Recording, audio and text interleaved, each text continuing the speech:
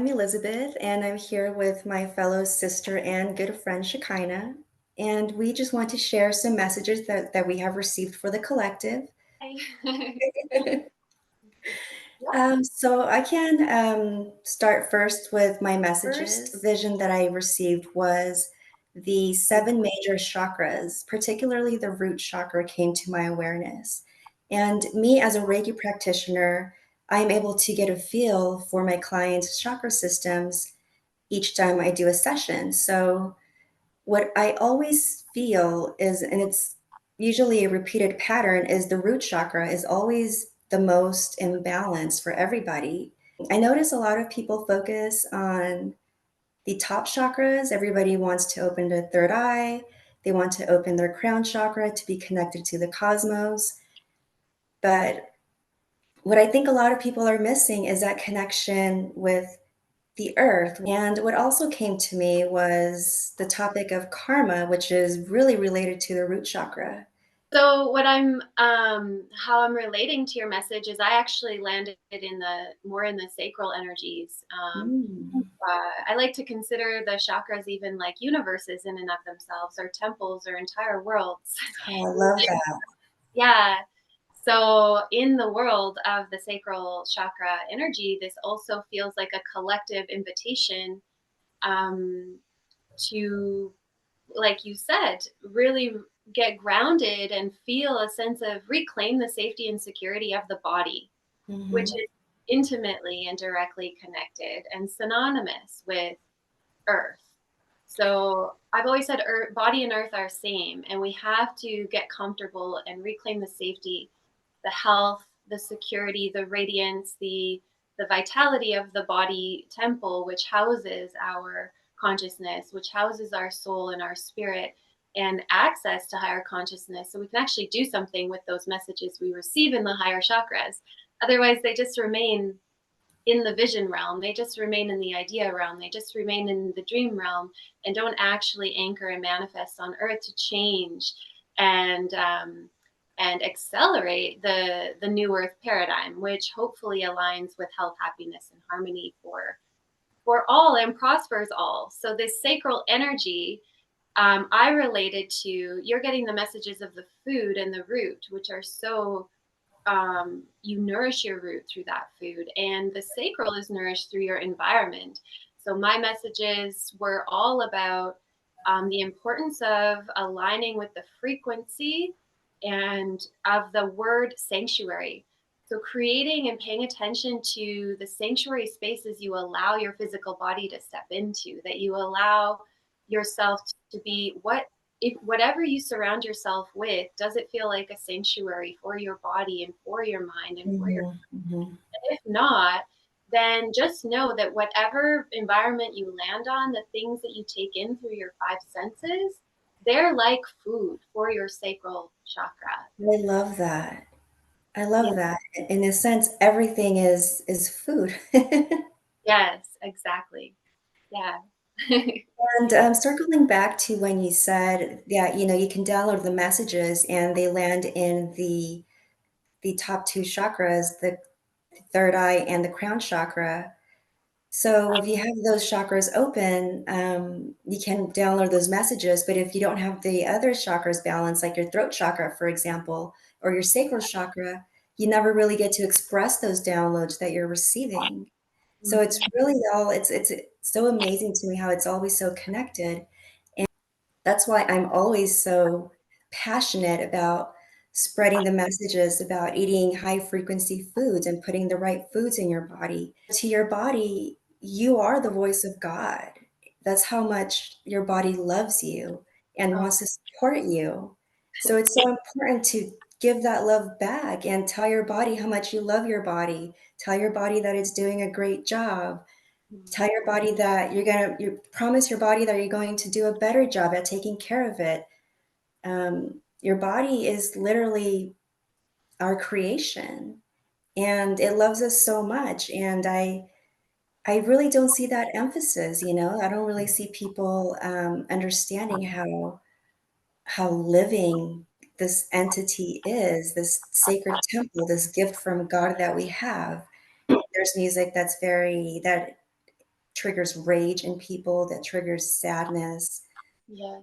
very emotionally triggering music. And that's something else people feed themselves with, what we watch on TV. We are exposing our bodies to that, our senses, our cells, our tissues, our organs. It's so much more fragile than what we think. And this is all information that I got from focusing on the root chakra.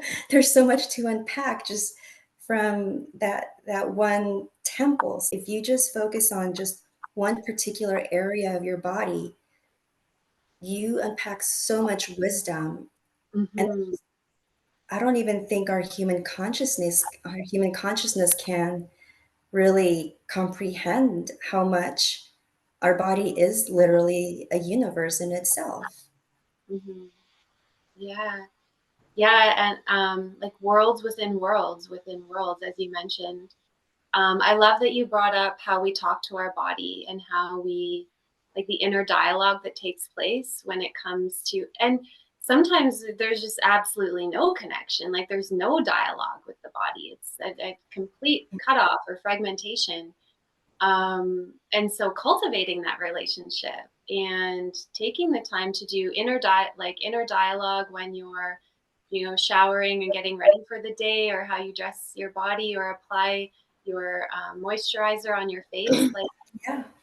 cultivating a sense of kindness and appreciation towards the body is something that I practice, and have been like daily practice for the last, I'd say, since about 2016. And it has radically changed my life. It has radically changed Mhm. my relationship with my body and with the world around me, therefore, because um, it just reverberates. It just ripples out to affect everything else. Because as within, so without. So if we're experiencing chaos in our environments, if we're experiencing health issues or toxic relationships or Yeah. conflict, constant conflict and tension, and we're feeling that tension in the body, if we're suffering from aches and pains and tensions and stomach knots and all of Mm. the Mhm. physical symptoms, it's an indication that, for one, you could go within and shift the inner terrain, the inner environment, which food has a lot to do with that.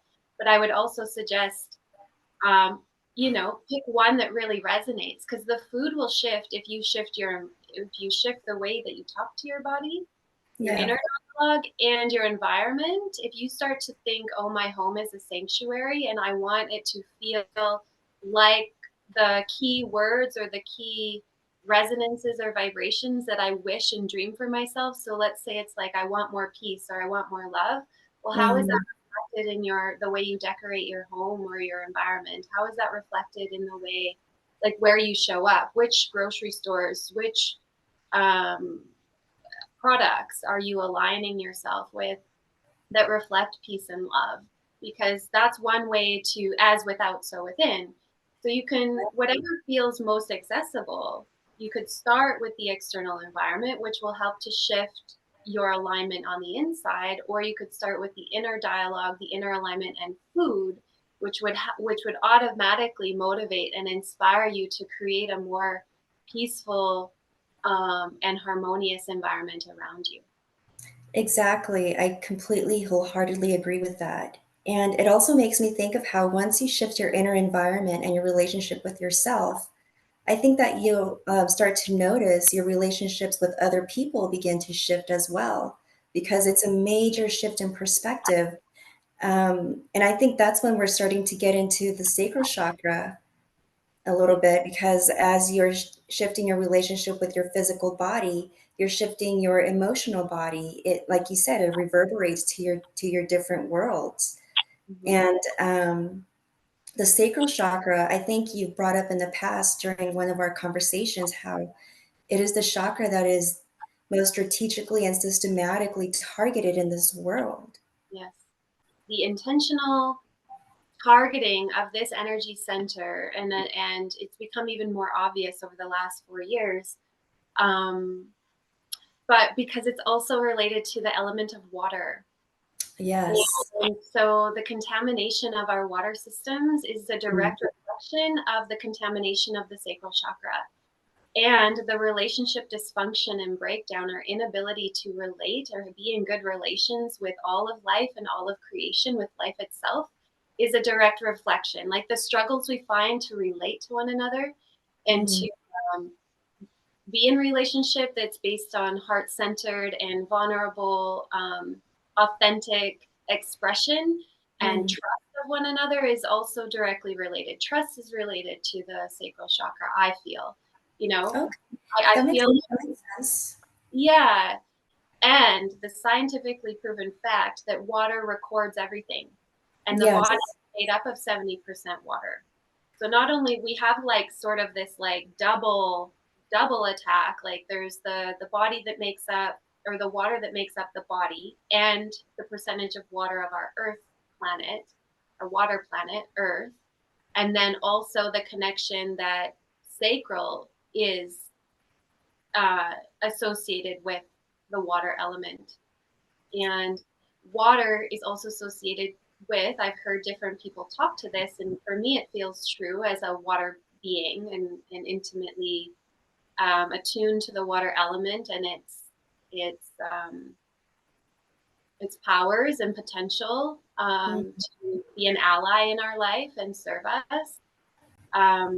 There is an attempt to keep us separate from our divine origins. I feel like that's how important the sacral is.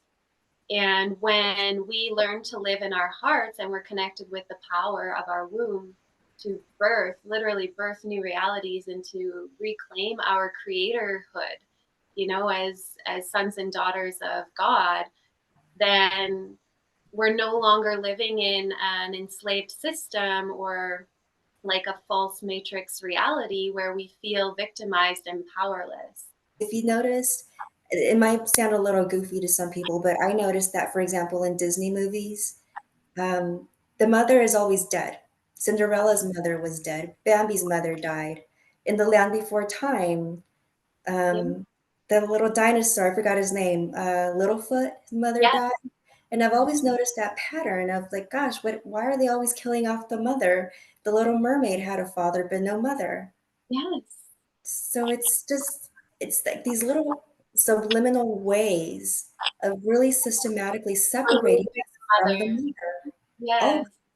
oof, I just got chills in my body. Me too. What an amazing observation. I haven't thought of that. I've considered Disney for its nefarious programming, um, of the female psyche, and that's where a lot of our problems do stem from, actually. Not just Disney, the programs in general, but as little girls we're watching these movies. But yes, absolutely, the mother. Wow. Right. It's really hard to explain like the way that I'm observing it, but I see a difference between the way people or the way father wounds manifest as opposed to the way mother wounds manifest. I just Mhm. don't really hear of people being so angry with their fathers as I hear of people being angry with the mother. And there's just always this attack with the mother. Yeah. Well, we've been programmed, even the fact that the mother, the divine mother, has been removed from our Mhm. religious or religious program of there being a father, like a holy father or God as a male image, and there's no mother there. So regardless, we have wounding from both parents, but you're right. Like the father, it's like we're programmed not even to go into that stream of thinking that like that he's still somehow not attacked Yeah, exactly. That's what I mean. Thank you. as much as because there has been a severing, there's been an absolute systematic removal of our connection to a divine mother figure and the nourishment. So this is root and sacral. I think that's why this is this is the ascension, is to first go down. If you want to think of it as like an up and down process, which is Right. just, you know, not, it's one way of viewing it, but it's not Right. a system of like hierarchy. It's not like the root Right. less It's than, just like a linear way of thinking it. yeah. but like to really root down and embody, I mean, that's the reclamation of the divine feminine, is embodiment. And that's why that's such a like a trend word right now in I see it all over the place, is embodiment. There is this desire to reclaim the sensual experience of the body and the pleasure of the body in a non sexualized way, but to actually enjoy this life, this human life, enjoy the experience of your body, and to feel the bliss of your communion with life itself and with the creation, which is like you're communing with everything. This isn't it's like tantra. This is high level tantra teachings, is that you can experience a bliss wave just by being fully present and fully involved with, let's say, a conversation with a rock or a tree.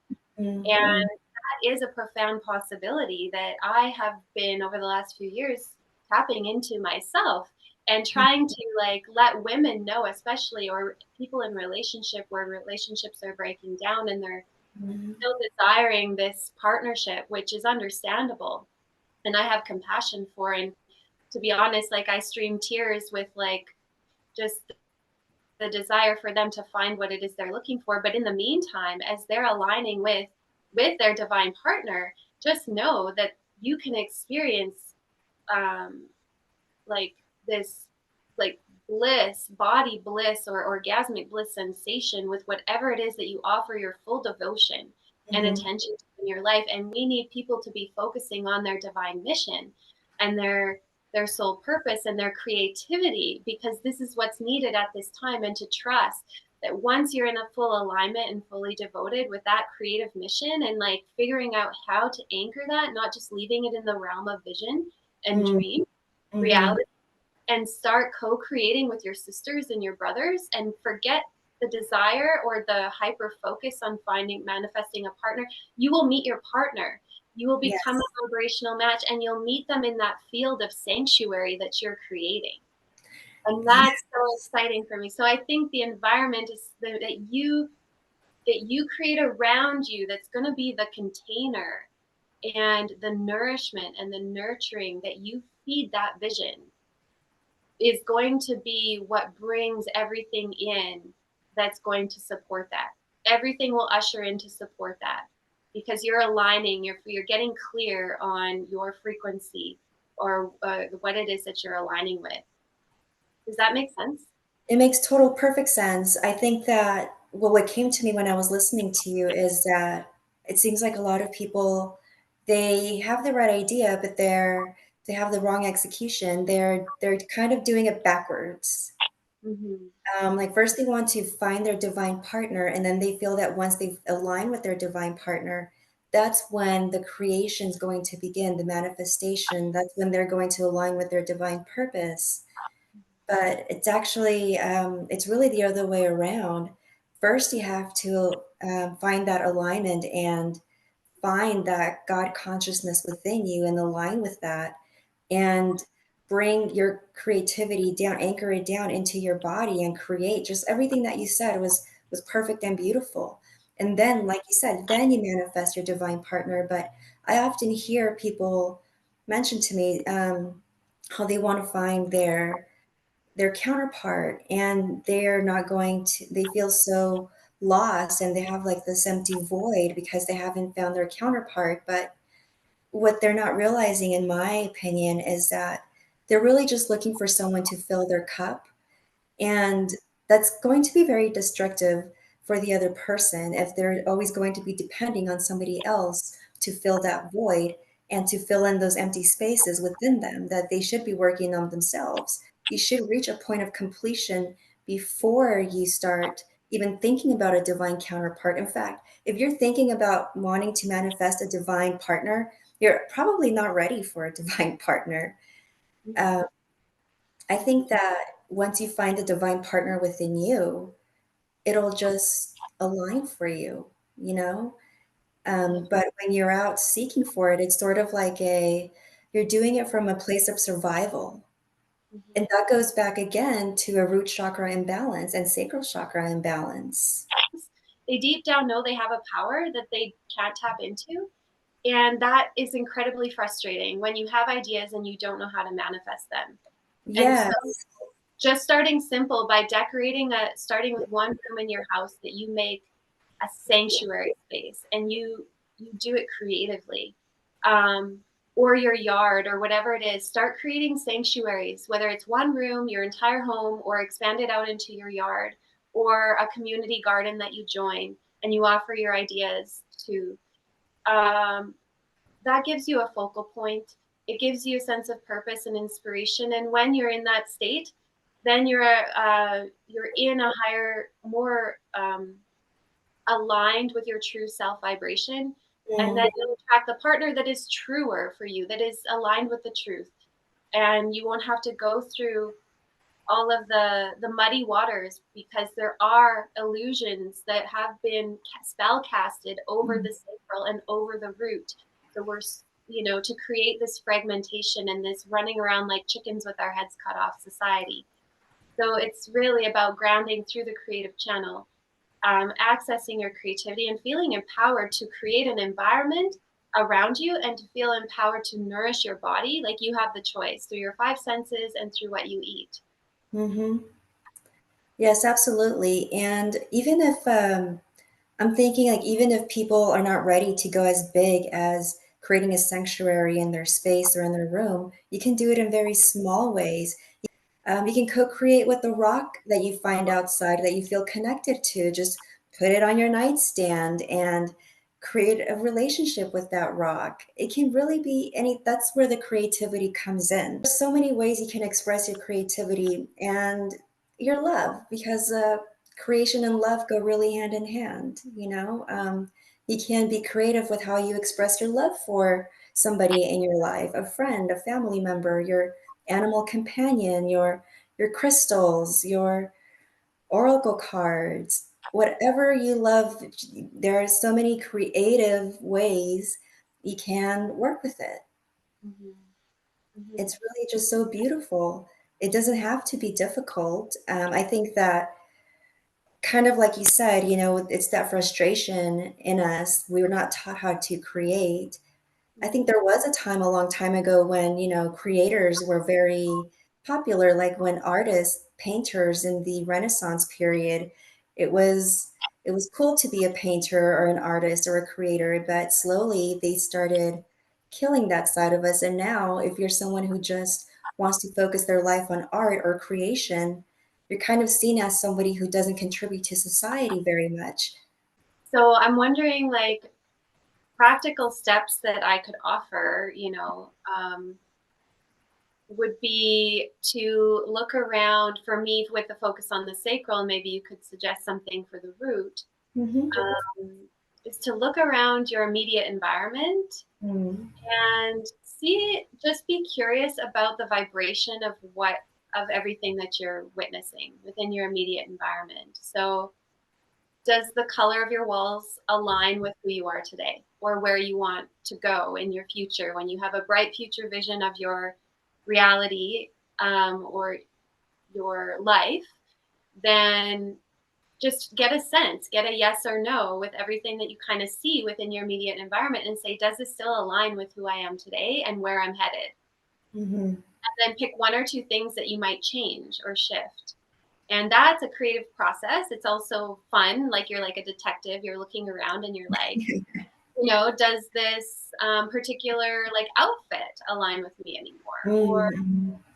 does this thing that my ex-boyfriend from like ages ago gave me, do I still need to hold on to this? Like, does it Mhm. represent who I am today and the kind of partner I want to attract in my life? Is it serving my current relationship? And maybe you want to bless that and give it away, or send it to like donate it somewhere. Oh, So that's a good idea. yeah, so I would say this is also working with root, because you're working with the like material things in your environment and understanding its resonance, and does it still align? Yes, and what I love about the root chakra and working with it is that it's honestly so basic. It's very basic, very easy. Things that you can do, or practical things that you can do with the root chakra. You can go plant your feet on the ground outside. Mm. That is so simple. and so effective. You can go sit under a tree. I am a big tree hugger and I'm not ashamed of it. I, I take my daily walks every day and there are 4 trees that I particularly connect with during my walk. There are many trees in my area, but there are about 4 of them that I really feel in tune with. So every day I hug those trees and I say hello and they're my friends. You don't have to hug a tree if you don't want to. You can just look at a tree and connect telepathically with it or try to. That's a good exercise too that helps the root chakra. Just Mm, putting better foods in your body is good for the root chakra. Blessing your food is good for it. Taking a shower is good for the root chakra. That's what mhm, I love about the root chakra is that I always recommend it is the first chakra that we begin to work with when we embark on our spiritual journey. Um, and I love that it's the easiest one to work with too. Yet somehow it's the one that's the most imbalanced that I'm seeing, but it's um, it's quite simple to work with the root chakra. Even during meditations, it's easy to have visualizations. I'm curious about why it is very simple and why, as a collective, we tend to have an aversion to working with the root chakra. I know, I noticed that too. Even in the spiritual community, I noticed that. Yeah, it's kind of like ironic, or like it doesn't make sense in many ways. And I wonder if that's because um, we overcomplicate things, and we're also like, it's like we're that addicted to our suffering that if it's too easy just to end the suffering, then who are we without all of that victimization and over identification with the ego and our suffering mentality? It's like, if it's that simple to feel safe on the earth and in your body and reclaim that, and if life could be simpler, because there's also an addiction to complication and drama, and people, that's how they get their feeling of aliveness. So Mm. if you can just get your feeling of aliveness by like sitting on the earth or having a shower and nourishing your body, then there's a lot of addictions that need to be faced with your resistance to just doing the natural, simple thing that would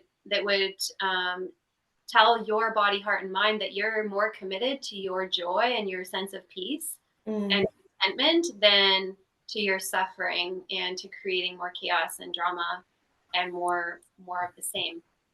Yes, I noticed that a lot of people, suffering is all they know. That's all they've known from their childhood. So I think the idea of living in a world without it, I think that it seems a little scary for some people. Mhm. And that's what's really sad. That's what I've noticed. There is a lot of resistance in clearing that temple space, and it's usually with those people who have suffered throughout their entire lives. They don't know what not suffering is like.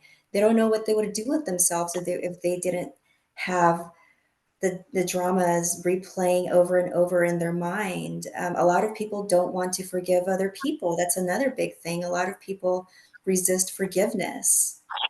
A lot of people feel comfortable hanging on to the anger that they have towards someone or even themselves. Mhm. They Well, I love that you mentioned, well, there's two things. You mentioned the feet, just standing barefoot on the earth, and then you also mentioned um, something along the lines of like not feeling good enough or worthy enough to feel. You yeah, just said something, but so what came through in the meditation was actually, I kept hearing the words, "Your feet are holy." ooh, I love that so much. Yeah, and then to unpack that, it's like the feet are connected with the solar plexus, and they're also connected with vision. So, Mm, mm, um, the organ of action of the solar plexus, which is our willpower and our ability to act. mm, So there was this translation of like, your actions are holy. What you set your sight upon is holy. Where you aim your arrow is holy. You know, what your target is holy, what your goals are holy, and to be treated as such. So it's like how you walk in the world, how you move, where you go, where you land, the environments that you place your feet on, the earth. This is a holy connection.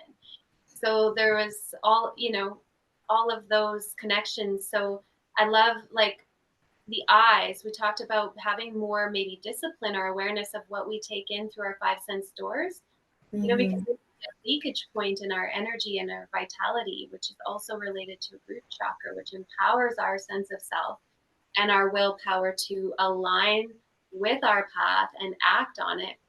So, I mean, there's just it's all connected.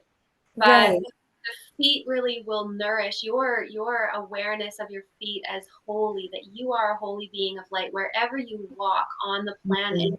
Oh, yeah. Actually activates the planet. It actually activates the lands and the nature devas that you are around. It activates the environment that you step into.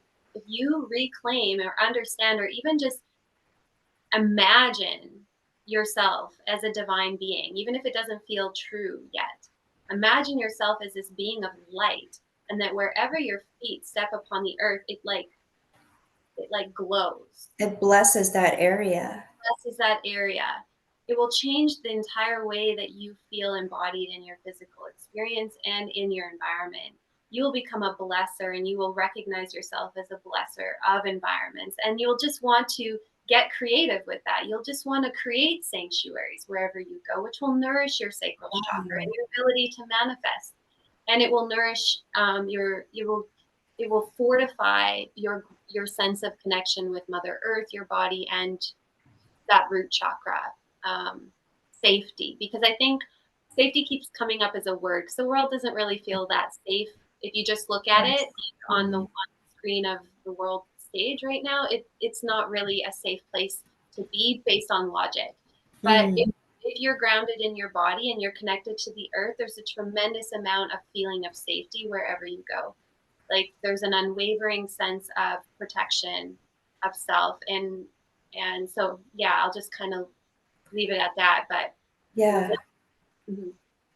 That is amazing how knowing that the feet are connected to the solar plexus chakra. And it makes a lot of sense because a lot of um, a lot of ailments that take place in the feet um, are usually connected to lack of taking action, lack of forward movement, for example, since the feet literally move you forward.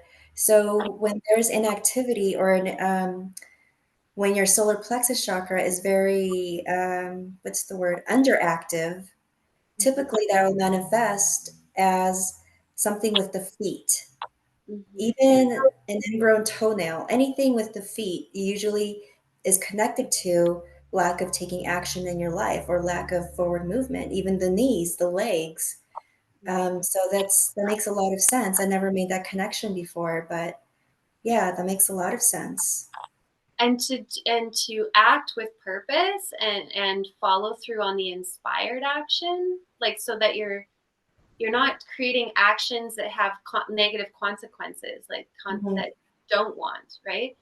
It Right. requires your eyes to stay focused. It requires focus on your target and on the point of, and having direction in your life.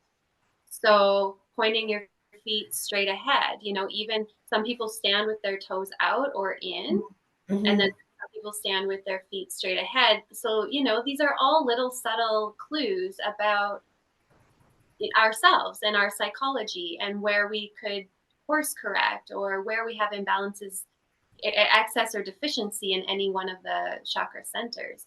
But so keeping your eyes set upon your target, like with the long view in mind, and then pointing your toes in the right direction and paying attention to where your feet are landing and the environments that you're putting yourself in, because remember, you get everything from that environment. Your sacral chakra will not discriminate. It will Yeah. just imbibe, because it's the water element. It records Yes. everything in its environment. So if you want to take care of your sacral chakra energy and get in right relationship with even your sexual energy and clarity around that, not this confusion, then you want to choose your environments. And if environments are toxic, you want to clear them.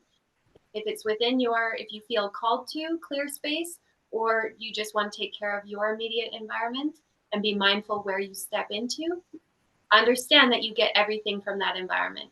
So there's different levels and layers to that, but the environment, you imbibe from your environment regardless of the environment. I love it. I love this conversation that we had about the root chakra and the sacral chakra. There is Mm-hmm. so much that we can talk about for days, right? Yeah, I'm really inspired. I'm excited to do more of these with you. And I want to mention that we'll see, but I think we might transcribe, in a written format into a blog form. These downloads or Mhm. these inspirations and conversations, um, because we both like to write. So Yes. those of us or the people who start following us or listen to our videos, then there would also be a written transcript of the conversation, and maybe more of a concise kind of way that you can always refer to and make reference. So yeah, this is the first out of many videos that we will be creating. And Mhm. like Shekinah said, if you're interested, if you feel called to it, look out for the written version of this, the written transcripts. And I have a feeling that there's going to be a little bit more expansion in the written format. Yeah, I agree.